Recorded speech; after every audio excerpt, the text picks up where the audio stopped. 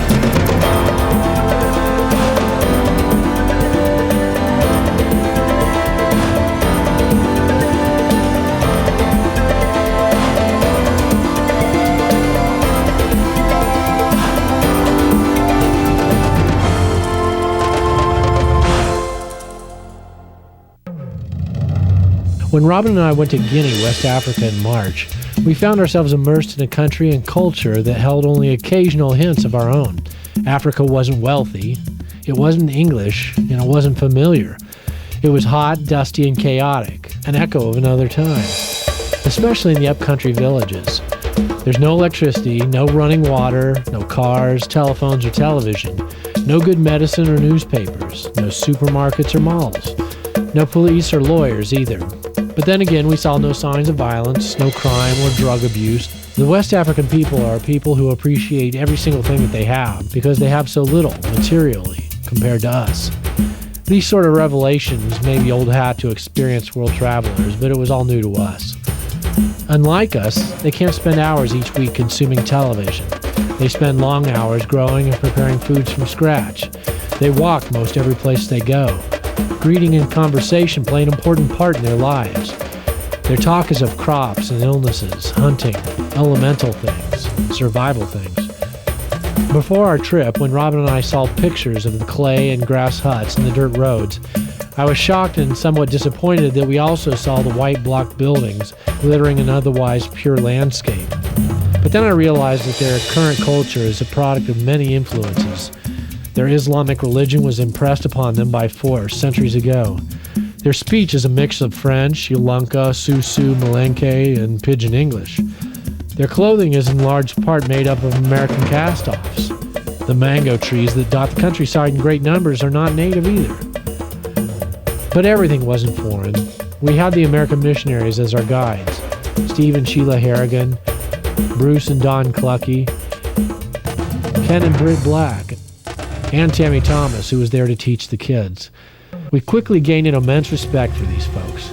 Living among the Yolunka people of Guinea, they had to have a pioneering spirit. The Yolunka tribe is widely scattered across eastern Guinea and Sierra Leone. Most of what food they have that must be grown themselves. They grow rice and bananas, peanuts and cassava melons. If they want meat, they have to hunt or fish for it. They draw water out of a community well. They wash their clothes in a nearby stream. Husbands are allowed to have more than one spouse. It's one thing to evangelize English-speaking people, but add to that the task of adapting and being accepted in a relatively foreign and primitive community. Well, we live in Naya, Porita, which is a village in Guinea, and our mission, our focus there is to start a church amongst the Yalunka people where they really never had a church. And there's been very little mission input, Christian input at all. When you come into a town, the town chief, the town elders have to know you're there and pretty well be supportive of the fact that you're there. We could sneak in. It's pretty hard to hide a white face in a white family. We tried to be out front, pretty much what we're there for. And we're bringing the gospel, it's a new message, but yet we're also bringing things like literacy, health care, things that they want, things that are a felt need. That gave us open doors. We were not just foreigners coming in. If we would have come in without anything, just stoic and just come in just to sit in their village and hope to bring them to a new religion, they wouldn't have opened their minds and their hearts to us. But because we came in with a felt need, because they are dealing with life and death daily with their medical needs. We've taken a lot of people into Toronto for hospital visits. We've given a little bit of medicine here and there. We're not doctors, we don't know anything about that, but we know if we've got worms, well, we've got some medicine to help that. And the people see that, and they say, this is not usual. God is working in your life, and you people must know God. So you come and tell us about it. You have to ask the Lord to open the doors, and the people that come to the Lord, you begin to realize that it wasn't necessarily because you opened that door, but God opened it, and it started opening it a long time ago. And it's been really great because we've had a chance to share scripture with people about the compassion that Christ had for people, and about the love that God has for them. And they've seen that. And again, I just give God credit for the fact that we're able to do that. Because then that gives you an attitude towards world evangelization or Yalunka evangelization that God is doing the work and God's orchestrating the thing and you're not orchestrating it at all. You're here filling a role, obeying His command in this element. But the task is not impossible because God is the one who's setting things into place. Their worldview is so based on the spirit realm, being between them and God, and the angels and the demons having such reign in their lives, that to get them to really grab hold of Christ for everything that He's worth and everything that He is for them has been a difficulty. We feel like God is really has prepared hearts here, and now we're like wanting to make sure that we harvest properly. Last week I had 2 leprosy patients at the same day. So you have to go through the whole diagnosis of that, and you have to teach them how to take their medicines. And I mean, they don't understand, like we back home, we understand how to take medicines. They don't understand the concept of once a day or how to take them, and you have to keep repeating it. Sometimes I keep the medicine at my house and they come to my house every day to get the medicine. Kuta, she's a lady that, a neighbor, my friend, that I have started teaching her to read. She doesn't know how to read at all, so I've been teaching her how to read in Yalunka. And we're using the picture books. I guess I would call her a seeker. She's very interested in what she's hearing about God and redemption. And now I've asked some people to pray for her, so some of you may recognize her name, Kuta. And we asked a lot of people to zero in on her in prayer. I feel like the Lord has just prepared me for this in every area that I've been in my life. I think that the Lord has really prepared me for this.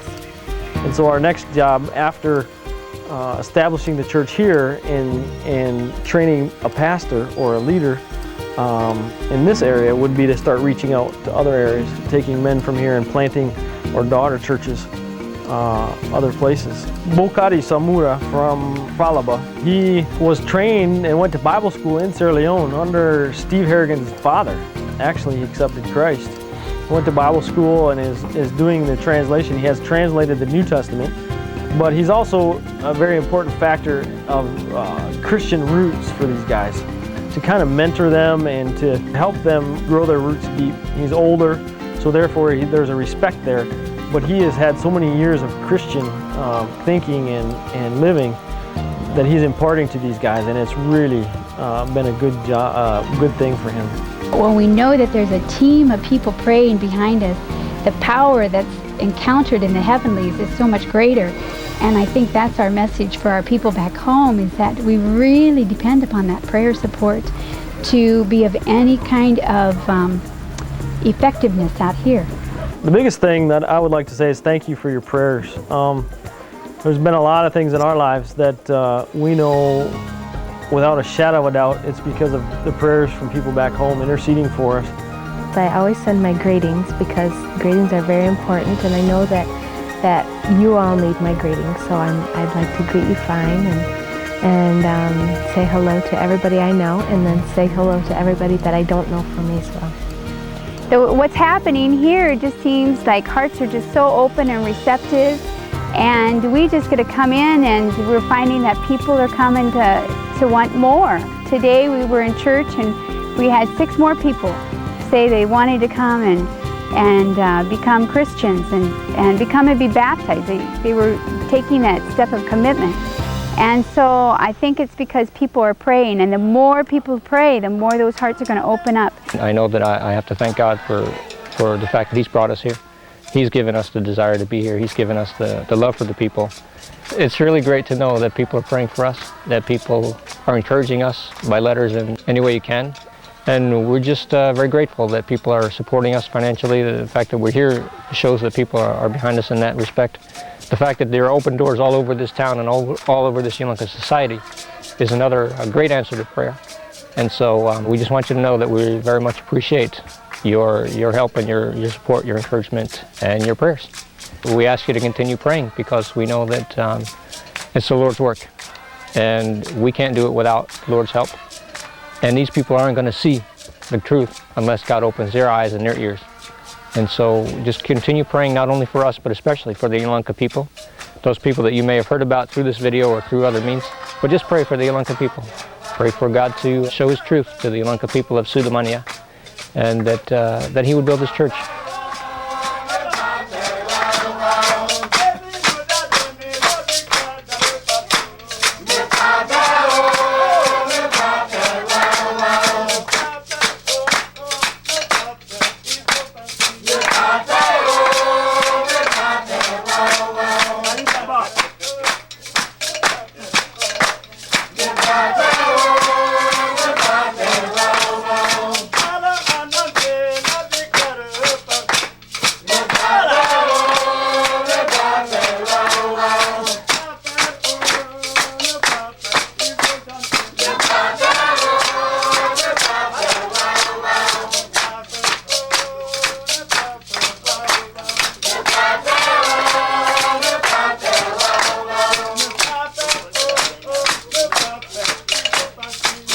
Everybody in America, bye! Goodbye.